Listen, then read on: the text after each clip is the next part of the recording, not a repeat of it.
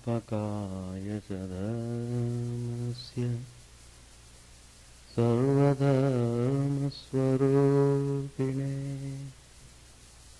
स्थापकाय च धर्मस्य सर्वधर्मस्वरूपिणे अवतारवरिष्ठाय Ramakrishnaय ते नमः असतो मा सद्गमय तमसो मा ज्योतिर्गमय मृत्योर्मामृतङ्गमय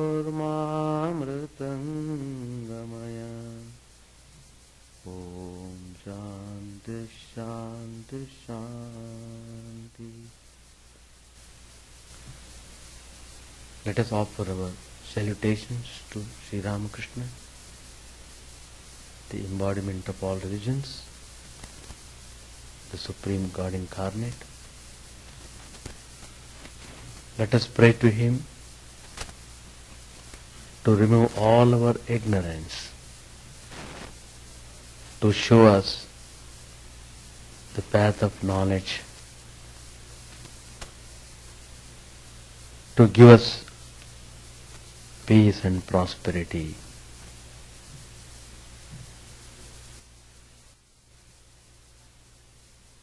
Today's subject I am speaking, the significance of grace.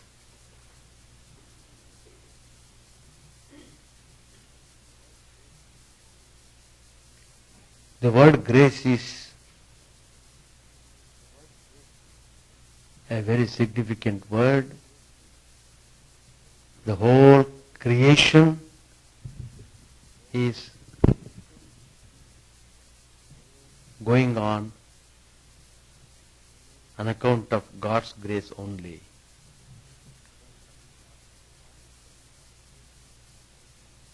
To understand God's grace, we must have little level of purity in ourselves.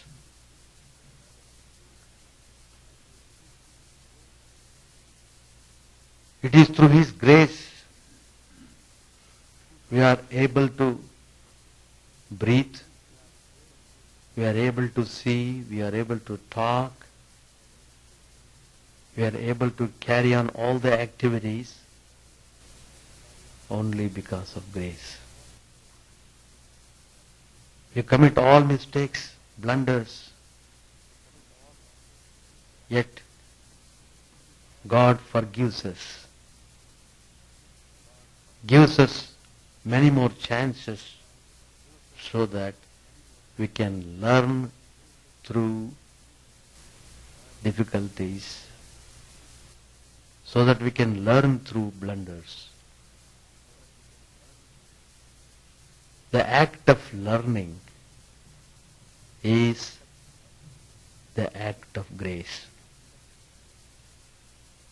Many people don't learn, even though they come across situations where they should certainly take a lesson.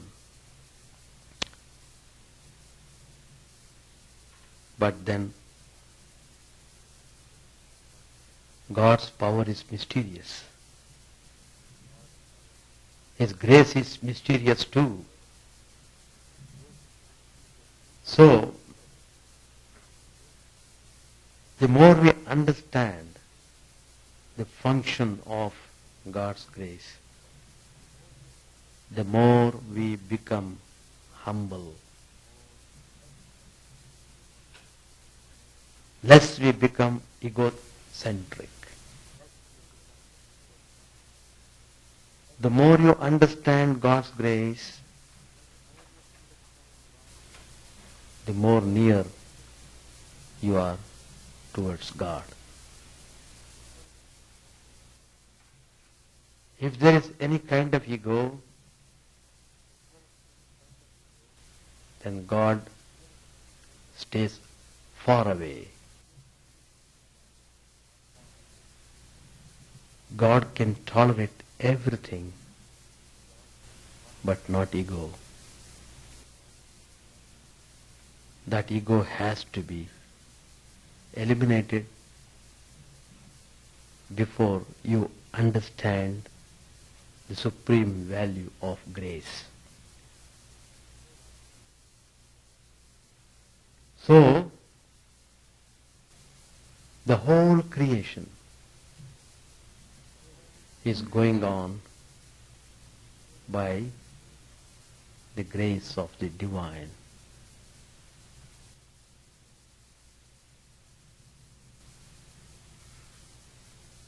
Without His grace,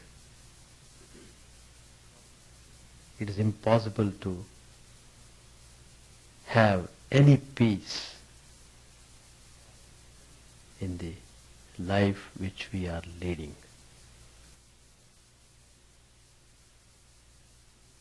Finally, it is grace that works for our liberation. Even to do sadhana, spiritual practice, grace is very important.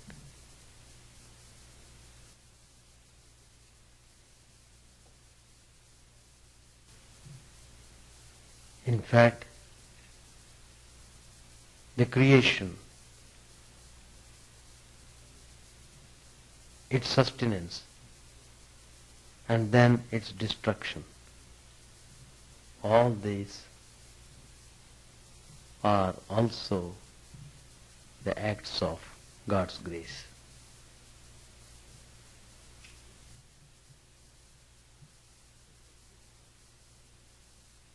So from this point of view, we should try to understand how bhakti plays a very important role in our spiritual journey. Bhakti, that is the path of Kali Yuga. In this modern age, no other path is possible. You can't undertake any austerities. Body is so weak. You can't engage yourself in strict methods of rituals. It is too difficult for you to follow. Rituals give the result when you do them properly.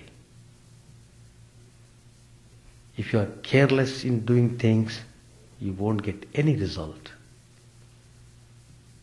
So, the most important factor in whatever you do is Shraddha. Tremendous devotion and faith in the service of God. That is a fundamental quality required for one to have the taste of grace. So, bhakti is what? It is love towards the highest.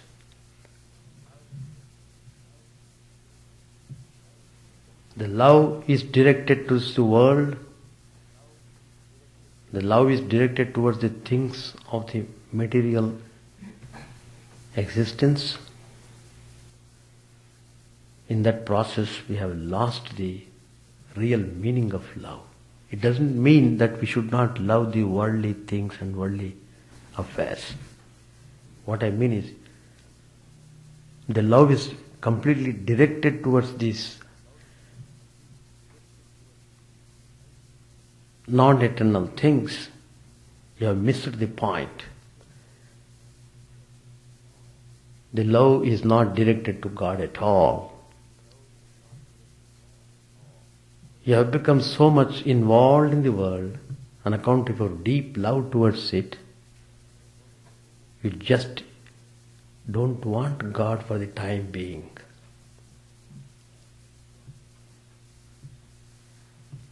But that is the challenge. We have to direct the love towards God, not towards other things. By loving God, you love everything. That's the beauty of loving God. So, bhakti is love towards the highest grace. It is what flows from the Supreme.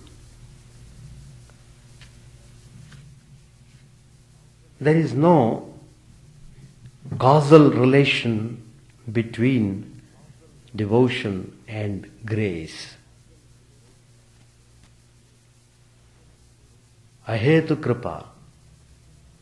Grace is without any cause. It needs nothing to provoke or inspire it. The very nature of grace is spontaneous self-flow, perennial at its source and free in its course. Bhakti, indeed, it has a necessary association with grace. Bhakti is love of God, that is, surrendering oneself to the Supreme Being, is what is called in Sanskrit prapatti. So bhakti and prapatti, devotion and self-surrender, they are two sides of the same coin. Yet, it is said, surrender is closer to grace in a significant sense. Surrender implies utter passivity of will, which is what is needed for grace to flow in. Bhakti is constant remembrance of God. It should be uninterrupted thought of the Divine Lord as the soul of souls and the self of all selves. It implies constant vigilance on the part of the devotee.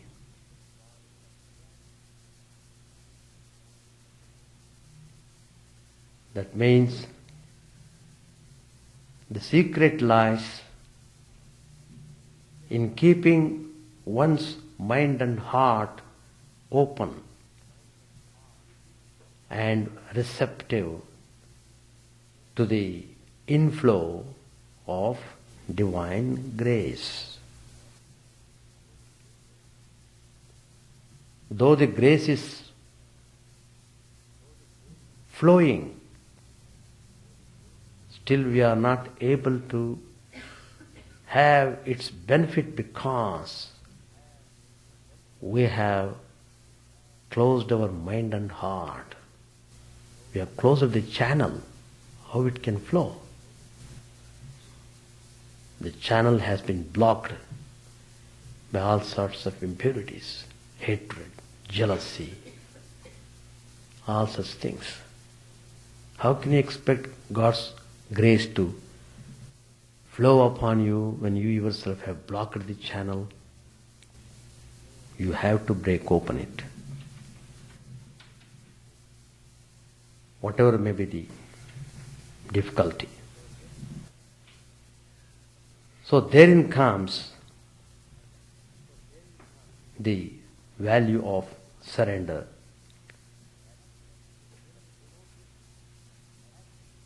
the devotee's passivity in total surrender leaves the entrance open to let in grace.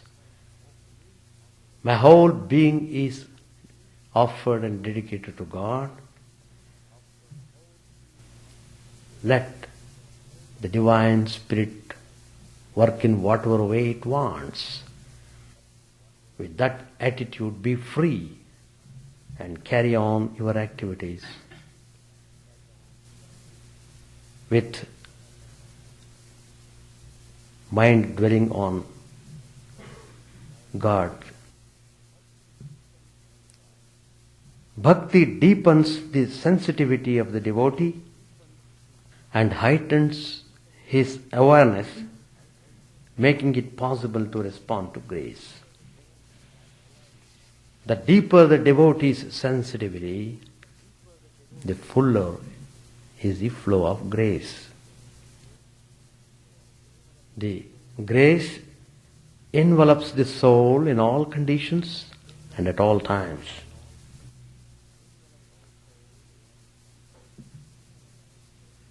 But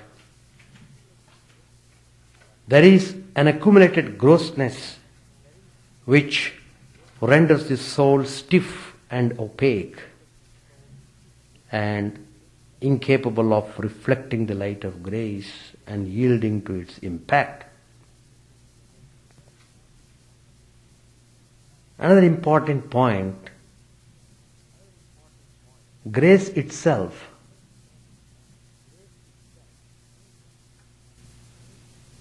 is a transforming power.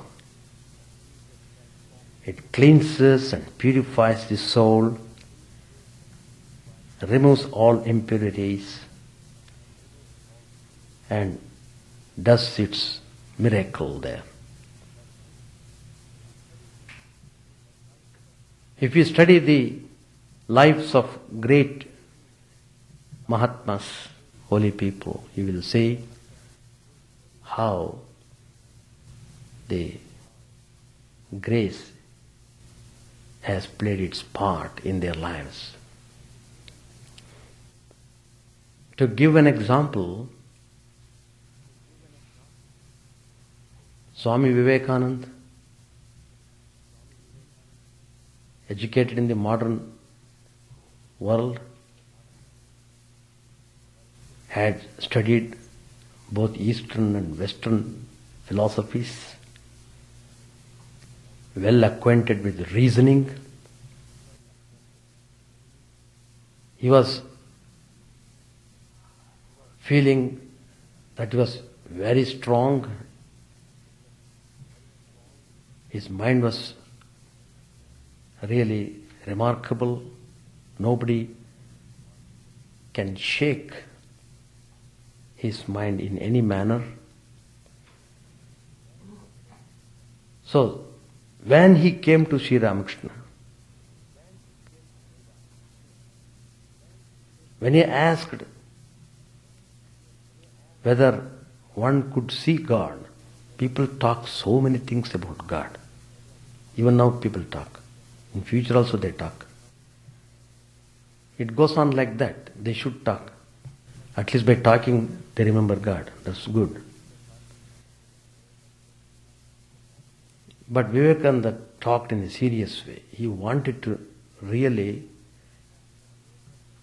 know the fact whether God exists. If He exists, whether He can be seen. And if that is so, whether one can have that experience in this very life. So all these chain of questions crossed over the mind of Vivekananda.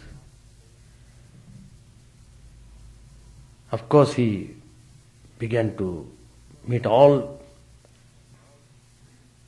great people of that period, trying to know whether really there is anybody that had this experience of God. So finally, he came to Sri Ramakrishna. How did he come to know his name? See, when he was attending a class,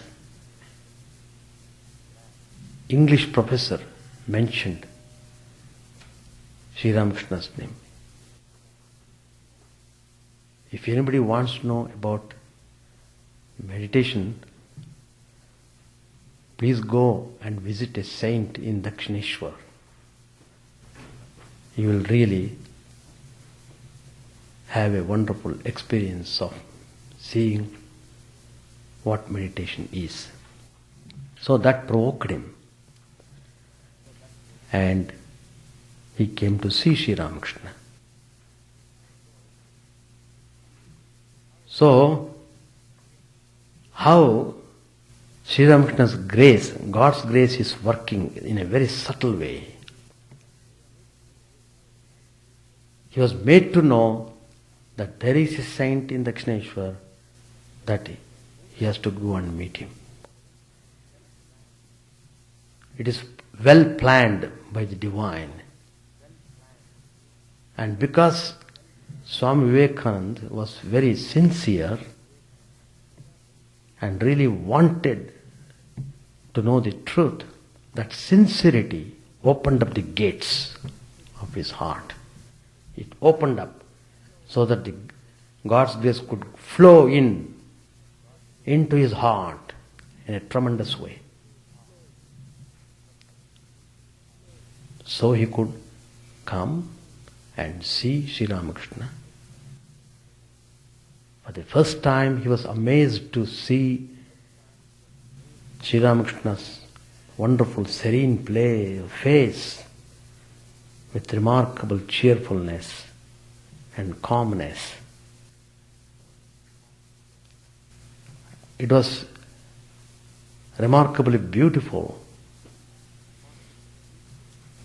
and Sri Ramakrishna answered his questions in a very direct way, and assured him also that if he really wanted to see God, God can be seen by him too, and he is prepared to show him God to him. All positive.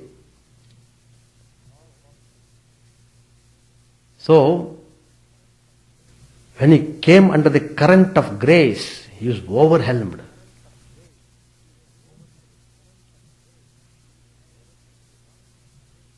And Sri Ramakrishna attracted Narendranath not by scholarly discourses, but through wonderful act of love.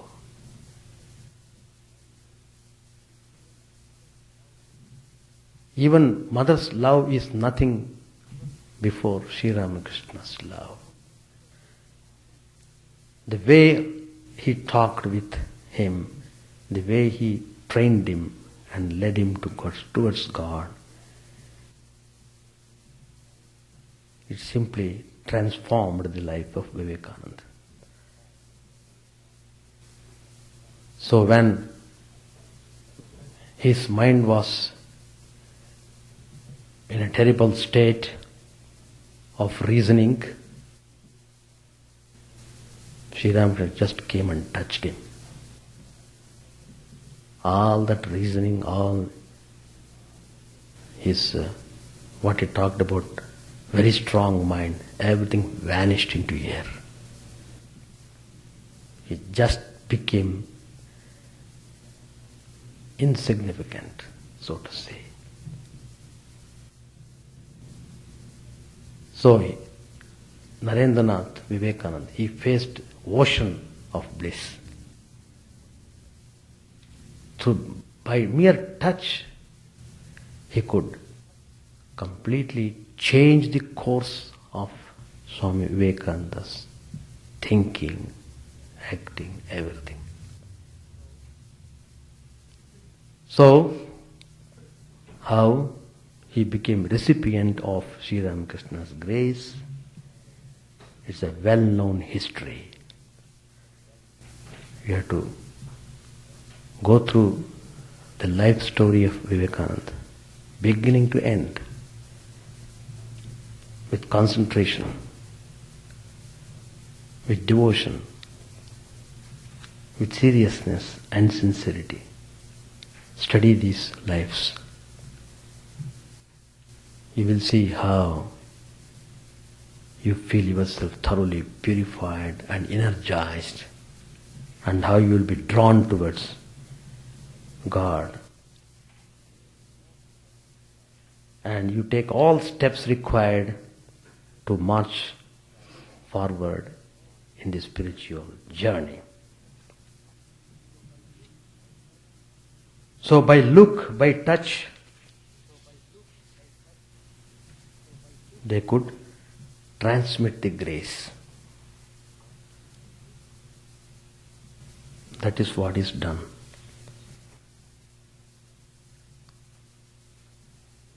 So grace is what makes the idea of the Supreme and the Divine real and relevant to man. So your belief in God is strengthened by grace.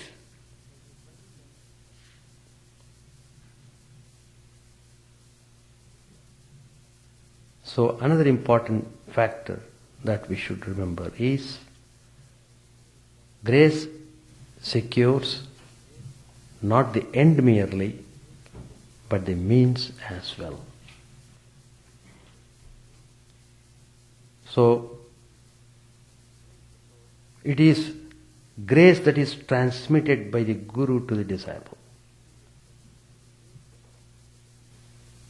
That's why when we take initiation, it is really another birth for the soul. It's a new life for the person who receives initiation. He's just led into a new path of spiritual way. So Guru transmits grace to the disciple in the form of initiation. If we study again the life of Holy Mother, the divine consort of Sri Ramakrishna, you will see how her whole life was full of grace. People would come to her to receive her blessings. People would come to her seeking initiation, and Divine Mother as she was, she would never say no to anybody. Let anybody committed any blunder or crime, even then that person has a place with Divine Mother. She said, if I don't look after them, who else will take care of them? If mother neglects the child, who will take care of the child? Is it not the responsibility of the mother to take care of the child? Sometimes the child makes its body dirty, playing outside, etc. It is mother who cleans the child and makes it all right. In the same way, we too, we are all just babies in the eyes of God. Just we are all children, though we may be 70, 80 years of age. So, Holy Mother Sri Sharda Devi was telling from that point of view, they are all my children. What strength of mind she had when she said that. What realization was there in her when she expressed this. It is not simply talking. It is not simply telling, you are all my children and behave in your own way. No, it is not like that. She meant what she said. And whoever comes, she would literally cleanse them. She would take away all the impurities, make the mind pure enough to receive the mantra from her. And thus she would help everybody, not only Indian community, people coming from abroad, all were same to her. So that is the act of grace, what we see. In fact, sometimes God will not push us. He will say, all right, He wants to have some fun in the world. Let him have some fun in the world. Then when the fun is over, let him come. So he is allowing the child to have the fun, just like allowing your baby to go and play. It is just like, so people living in the world is also an act of grace from that point of view. But finally you will realize the play will not lead you to liberation, then you will come to God.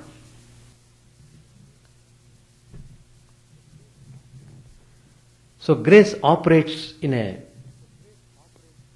number of ways. You feel the effect of grace when you turn towards God,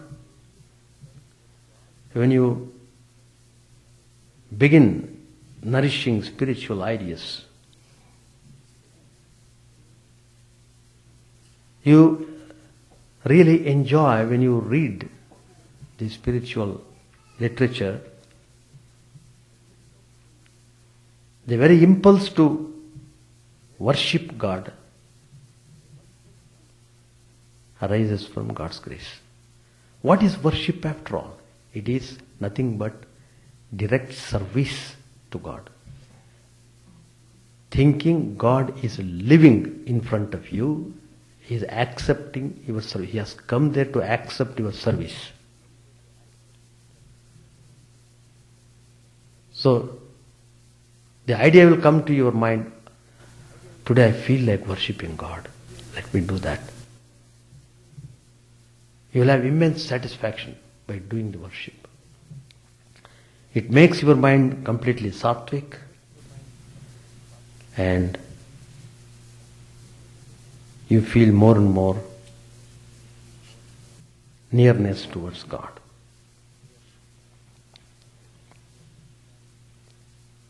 In fact, Sri Ramakrishna, what was his main spiritual practice? It was just worship only.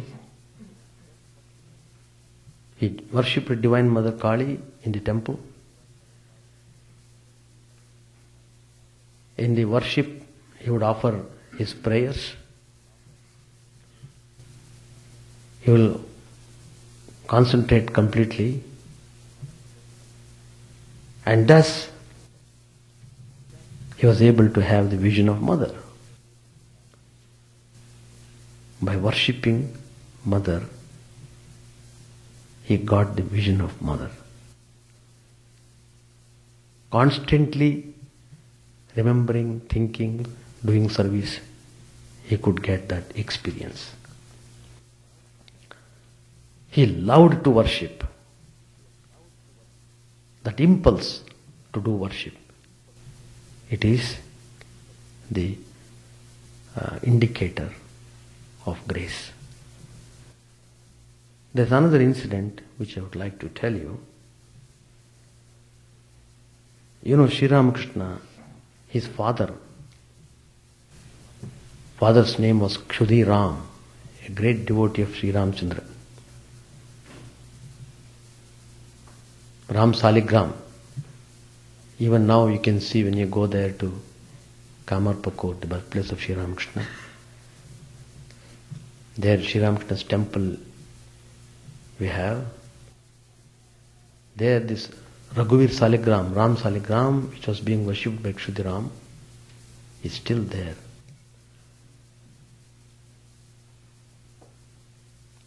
Once he wanted to see his nephew who was far away, 40 miles away from his village. Those days, people would have to go by cart or they should walk. There was no automobile in those days. So Kshudiram decided that he will walk the distance, 40 miles. So he started very early morning from his home. So he has covered about 20 miles. That means he has come half the way. Then he saw bilva trees, fresh with bilva leaves. He was so happy to see the bilva leaves. Bilva leaves, 3 leaves in one stem, which is offered to Lord Shiva. Shiva is bilva priya. He loves bilva leaves, just as Vishnu loves tulasi. And he was so happy to see those fresh leaves, beautiful leaves without any holes, just blossomed, green and fresh. Immediately the thought came to him. The thought of his going to nephew's place was put aside. Immediately the thought came to him, why not I worship? Take these fresh bilva leaves. Where do I get these leaves? He never thought of getting these leaves in his Kamarpakor. That was not the time to get. Probably it may take some more days to get those leaves, but now he has got at hand. When the opportunity is there, you must do it. Not you have to wait for some other opportunity. Who knows whether you may get that opportunity or not. When the opportunity is there, use it immediately. That's the best way. So, he just plucked the bilva leaves, whatever he wanted, took it in a bag, came back to his home, walked back 20 miles. Probably would have reached the nephew's place if he had walked further. He came back. By the time he came back, it was late afternoon. He had not taken food, anything. But he was not interested in drinking and eating. His whole mind was concentrated on to do worship. That's the main thing. Because his wife also was very devoted, Chandramani Devi. She was surprised to see Kshudiram returned so quickly. Person who had gone to see nephew had come so quickly. But she could not talk to him because he was not in the mood to talk. Just he came, he took bath and began to do worship of Lord Shiva. Wholeheartedly worshipped and tears were flowing through his eyes. He was overwhelmed with joy. Next day he started again to visit his nephew's place. So, that is the significance of grace. Sometimes you sit for meditation. Sometimes you feel very good meditation. It is really wonderful value of grace. It's because of grace you are able to have that experience. So, in Sri Ramakrishna's life also we have seen how Sri Ramakrishna gave out his grace immensely to one and all. There is another famous character. His name was Girish Chandra Ghosh, which life also you should read. Then you will understand. He himself has said that he had committed worst type of sins in this world.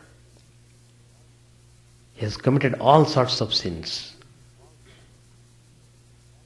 There is nothing more left to be done.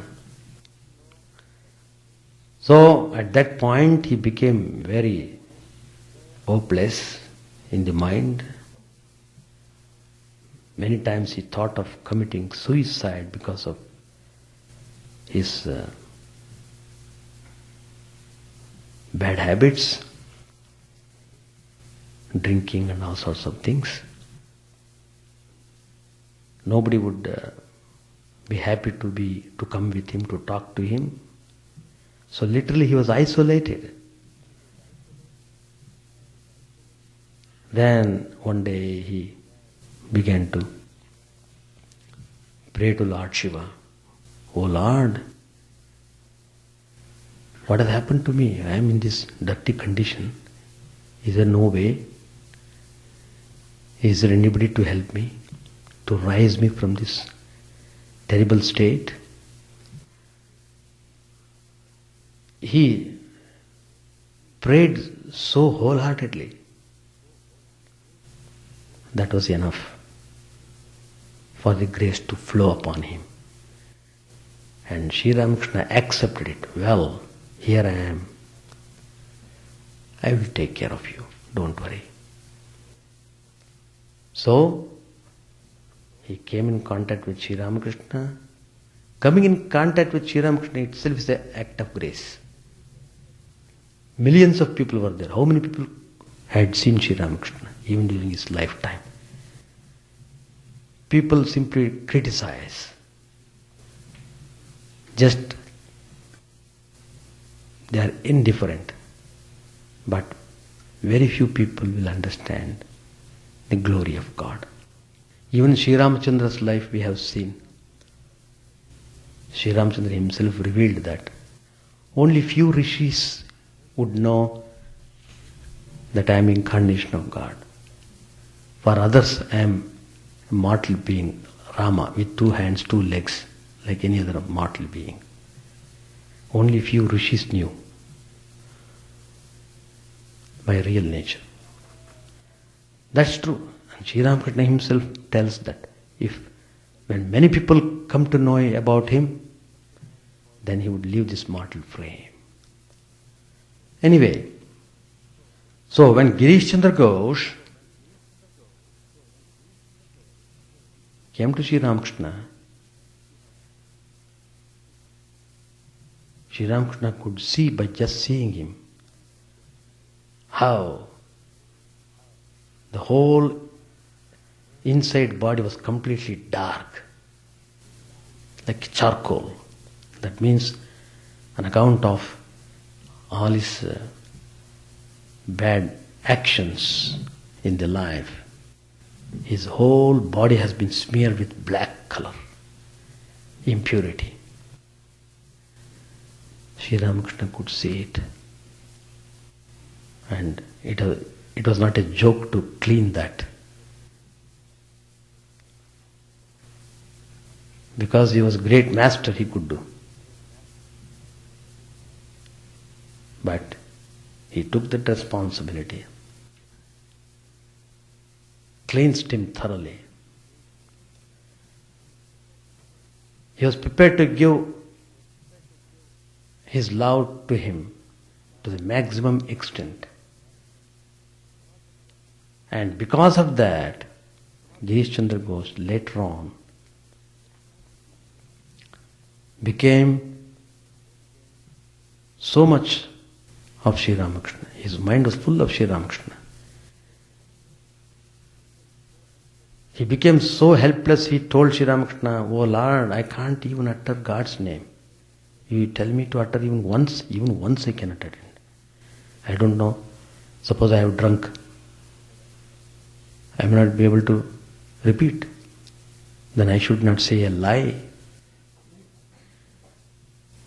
Then Sri Ramakrishna, all right. Then Sri Ramakrishna tells him, very good. If you can't remember God's name even once, very good. Then give your power of attorney to me. I will take care of everything. Girish Chandra Ghosh thought that is very easy, without taking my permission. You have given a power autonomy to me. I have to act. You have to act according to what I say. That way, his mind was, the man who said he could not utter once even, began to utter his name all the time. So, whenever he would talk of Sri Ramakrishna, he would go into ecstasy. You must read his life, Girish Chandra Ghosh's life. Fantastic life. So, getting more than what one deserves. Getting more than what one deserves. That's the meaning of grace. Holy Mother once said, if you are in trouble, in whatever way, just remember that you have a mother here. You can come to me anytime. I will never reject you. You are my own. When once you have recognized me as your mother, then everything is taken care of about you. So many people did have that experience, calling her mother. How mother accepted them, helped them, guided them throughout their life. There is another factor which we should understand. Don't think grace is always soft. Sometimes it is tough. And sometimes it's stern. To give an example, some diseases are there. Just by giving capsules it can be cured. But some diseases you can't, capsules won't work there. Then you have to give intravenous shots. In some cases that also will not work. Then you have to use your knife, surgery. But why the operation is done? To cure the disease. The act of operation is tough, no doubt. But the result is good. In the same way, we have to understand the difficulties in our life as operations done by God to us, so that we can recover from this disease of worldliness. So grace has a punitive aspect. It is the punitive aspect of grace, what we call justice. Some people, they change after this punishment. But it has got its own value. We should remember that as long as we are conscious of I and mine, we are in the grip of karma.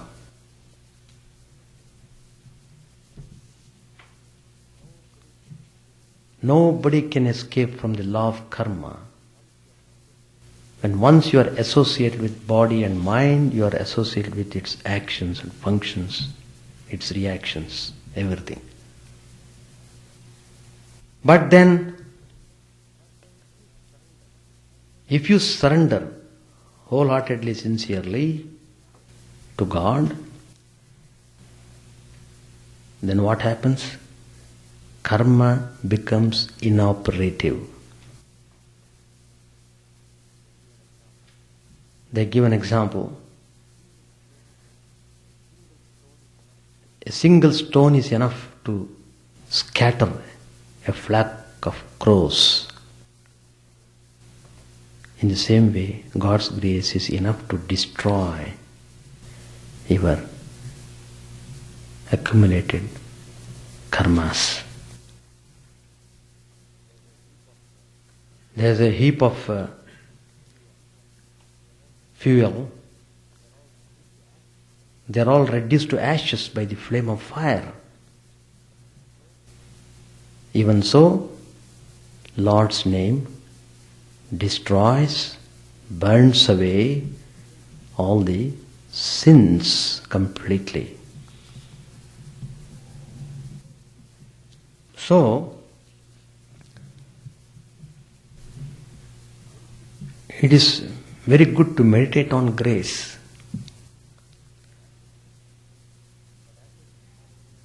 But as I said earlier, you have to be free yourself from your ego consciousness. Then you will see how the beauty of grace is helping you to have peace and joy in life. With these words, I conclude my talk. Thank you.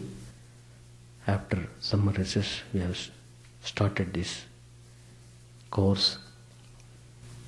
The first discourse is significance of grace. We need that grace all the time.